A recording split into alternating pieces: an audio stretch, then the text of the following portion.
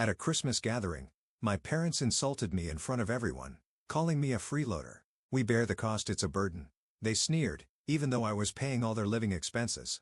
Feeling betrayed, I left and cut off all financial support. A month later, they called me in a panic, shocked. So when my mother's statement, "It's embarrassing that Shirley is just a high school graduate," made me feel horrible. "She's very different from Laura," she said in a tone that betrayed her lack of pride. My father nodded in agreement and said, "Yes, yes." Knowing that they were complimenting her, my sister Laura, who was sitting next to them, grinned triumphantly. "I'm Shirley, a fashion designer who recently completed high school. Laura, my sister, is enrolled in a prominent institution. She is fondly referred to as a light by my parents due to her diligence. But why is there such a big difference between us? Let me tell you my story. I'm 27 years old and grew up in a small town in the countryside. I lived there with my grandparents, parents, and Laura, who is 8 years younger than me. Laura was the center of attention in our family. She was adored and her wishes always came first while I got used to being overlooked. Our parents treated us very differently. For example, Laura would get fancy toys for her birthday, but my birthday gift was often combined with Christmas. It was usually just one thing, like a book or something educational. Not very exciting for a kid. When Laura joined the soccer team, our parents went to her practices and games every week. I was in the tennis club in middle school, but even on the day of my final match, my parents didn't come because they had to take Laura to her practice instead. This is how things always were. Laura came first. Sometimes, I wanted to cry, but the one who always cheered me up was Laura. When our parents compared us, she would say, "That's not true. My sister is smart too. She helps me with my studies, and she's amazing." A few days after my last tennis match, she made me a small bouquet from flowers she picked in the park and gave it to me, saying, "Well done." Laura grew up with a kind heart. My grandparents, who lived with us, often scolded my parents for their unfair behavior and stood up for me. Before I graduated from high school, my grandmother passed away. A few days later, my grandfather also passed away. Laura always stood by me, but this seemed to annoy our mother. She started treating Laura more harshly, even threatening her, saying, "If you keep defending your sister, I'll make you stand outside." It was a cold winter and snow had started to fall. I didn't want Laura to go through such harsh treatment, so I told her, "You don't have to worry about me anymore." After that, Laura stopped defending me and focused on her studies and sports. She started living peacefully under our parents' roof. The loss of our grandparents also affected our parents. They said they had no savings and quickly dismissed my wish to go to university. I wanted to study design, but they didn't support me. After finishing high school, I had no choice but to find a job. Still, I didn't give up on my dream of working in design. I moved out and joined a company that made a small fashion magazine. My job was mainly office work, but I persuaded my boss to let me help the designers.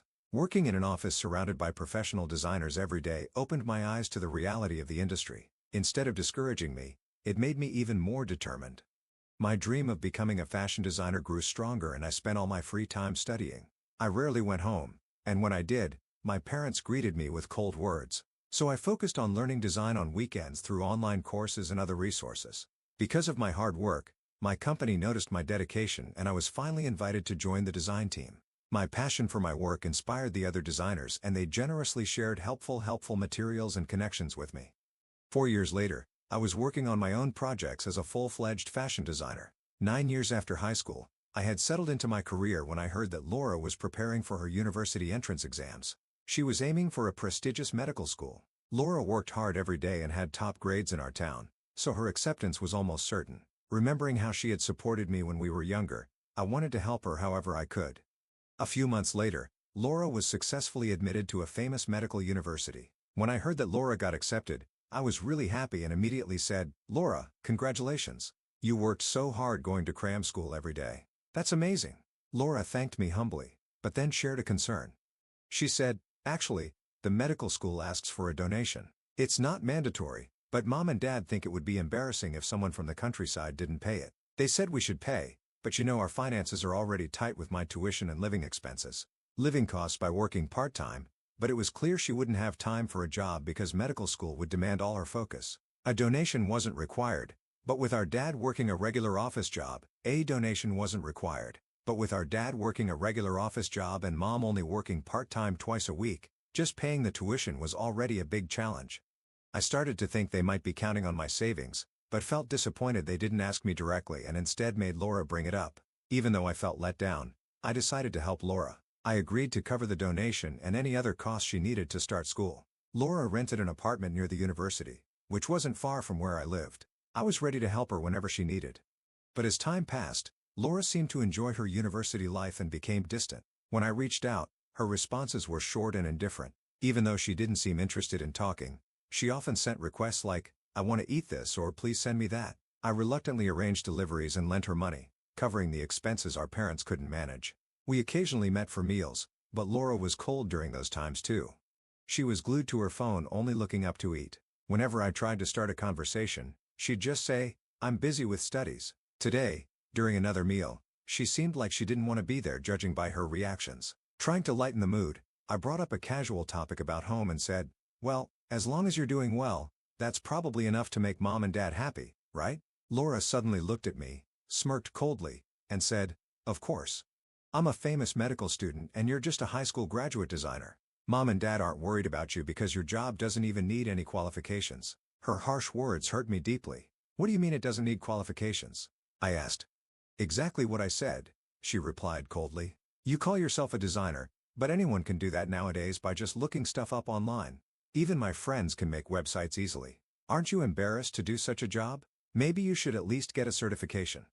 "Oh, that might be hard for a high school graduate." I felt crushed. "I've worked hard to get where I am.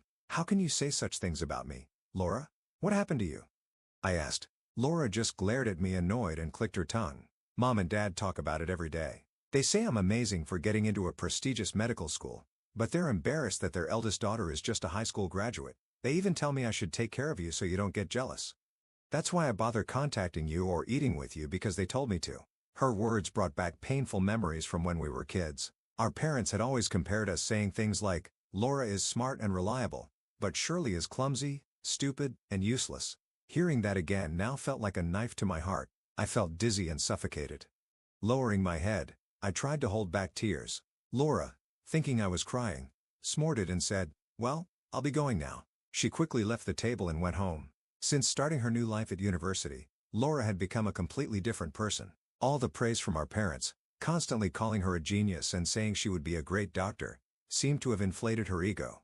At the same time, their belittling remarks about me must have influenced her attitude even more. By the end of that year, I got a raise at work and planned to celebrate with a dinner at a local restaurant. When I told our parents, they said, "Bring Laura home with you." So I reluctantly agreed. It had been a while since Laura had come home because she was busy with her studies and training. From the moment she arrived, our parents barely paid any attention to me. They focused entirely on her. That evening, they invited neighbors, relatives, and even Laura's old classmates who still lived in the area. They prepared a big party with pizzas, a barbecue in the garden, and a lavish spread of food. It was all for Laura, not for me or my accomplishment. I was about to take the microphone to explain the real reason for the party when my mom grabbed it and said, "Today, we are here to announce that Laura has been accepted into medical school and will become a respectable doctor in the future." This party was supposed to celebrate my promotion, but my mom's words shocked me. I tried to speak up, but my dad stopped me. Then Laura, encouraged by the attention, started boasting in front of everyone. "My mom wants me to come home more often, but I'm studying at a prestigious private university and it's not easy, especially in the medical department. In medical school, we have to work as a team, not just individually. So, if I come home, it causes trouble for others. Everyone relies on me when they don't understand something. It's a bit overwhelming," she said. I quietly slipped into the kitchen pretending to prepare some stew, but I could still hear her loud words. While it wasn't surprising that our parents and relatives were praising Laura, her constant bragging must have been uncomfortable for the neighbors and her former classmates. As Laura kept talking, one neighbor, tired of listening, started a conversation with me when I brought out some drinks.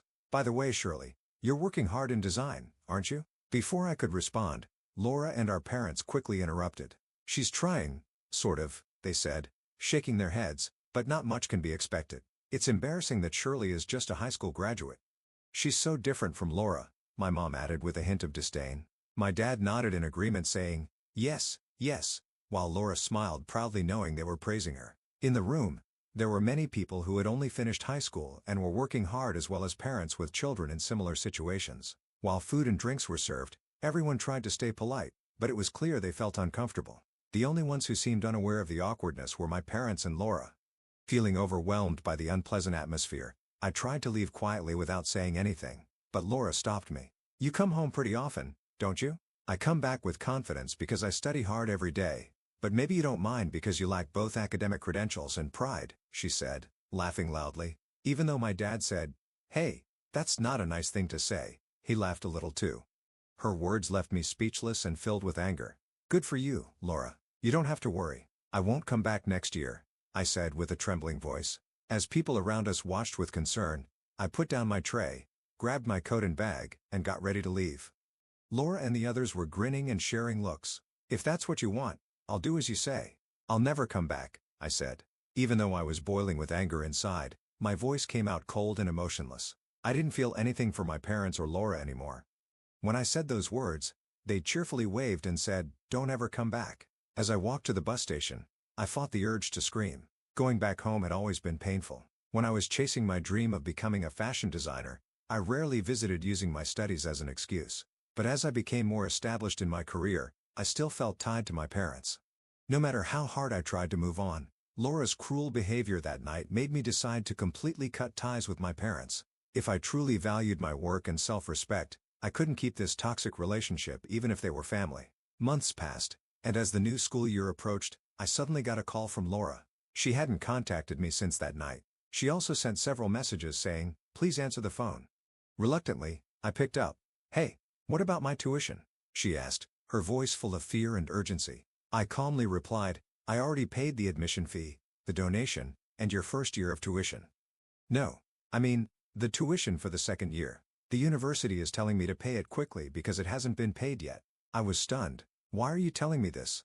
I asked. On the other end of the line, Laura hesitated, unable to respond. The truth was, I had used up most of my savings to cover her expensive tuition for the first year. I had planned to make payments gradually for the following years, but after the way she and my family had treated me, I was shocked that she would call me now expecting me to pay again. "You asked me to help with the donation, didn't you?" "I only helped with the tuition. Because I was being overly generous. Didn't Mom and Dad send you to a private university because they could afford the tuition, or did you apply without thinking about the costs?" I asked. "That's not true," Laura replied, "but living expenses and travel costs are really hard. A lot of my classmates are wealthy and I have to keep up with social obligations too. My parents helped with that, but they said they couldn't afford the tuition and told me to ask you." The reason I could afford to help earlier was that I'd switched to a major design firm to advance my career as a fashion designer. With my success, my salary had gone up significantly, and because I was so busy with work, I'd saved a lot of money for my salary and bonuses. I had told my parents about my job change, so they probably assumed from the start that I'd help pay Laura's tuition. On top of that, they likely thought I'd keep helping because I'd already covered the donation. It seemed like the money I'd saved for her was now gone, wasted on unnecessary expenses. But I no longer felt forgiving toward Laura. While I could have easily covered the tuition, I decided to refuse the request. A few days later, when my parents called me, I rejected their plea too. Their voices sounded panicked and accusatory, which only made me feel worse.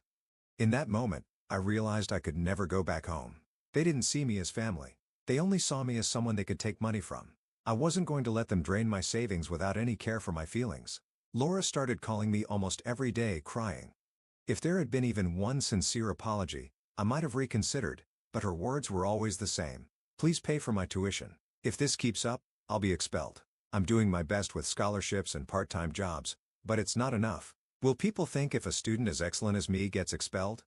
I'll pay you back when I become a doctor. We're family. Please help me." Even her voicemail messages were all similar. One message shocked me.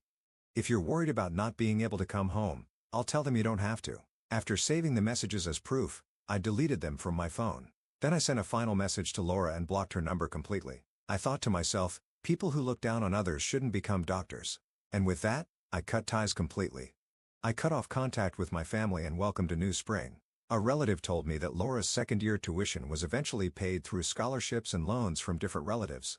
However, there was no extra money to cover her living expenses, so she had to work part-time. Balancing work with her heavy studies, frequent exams, and medical school practices was harder than she expected. She failed many classes and had to drop out 7 months later. Before cutting ties with my family, I had been helping not only with Laura's tuition, but also by sending money home. After I stopped, Laura, whose pride was shattered, returned to live with our struggling parents who were barely making ends meet. Even though Laura was smart, the money for her education had run out. Instead of looking for a job locally, she spent her time playing games and taking out her anger and frustration on others. A neighbor told me that loud arguments could often be heard from their house at night. Since my parents had always spoiled Laura, they couldn't stand up to her. When I saw my parents around the neighborhood, they looked tired, and people avoided talking to them.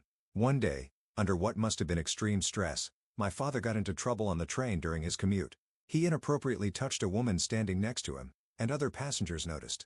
He was detained and arrested. Fortunately, a settlement was reached, and it didn't turn into a criminal case, but my father was forced to resign from his job. My mother started looking for work, but since she had only worked part-time before, she couldn't find a stable job. My parents tried to contact me through relatives, but it didn't go well. The messages they asked others to pass on were reportedly threatening, which made the relatives realize there were issues with my parents. They told my parents, "Leave it to us," but eventually stopped passing on messages altogether. Over time, my connection with my family faded and I finally found peace in my daily life. From what I've heard from relatives, Laura has become a recluse and my unemployed father, who now looks frightening, is avoided by people in the neighborhood. Bad rumors about them have spread. My mother, overwhelmed by everything, has disappeared, and no one can contact her anymore. Now my father and Laura are left without any source of income and are reportedly living almost like homeless people. If they had built good relationships with their neighbors, they might have found some support. But given their behavior in the past, it's hard for anyone to sympathize with them. I'm doing well in my design career and was recently chosen to work on big projects, which is a big step forward for me. This has inspired me to finally start a plan I've been thinking about for a while: taking university entrance exams. Since my finances are in a good place now, I plan to focus on this challenge after finishing my current project.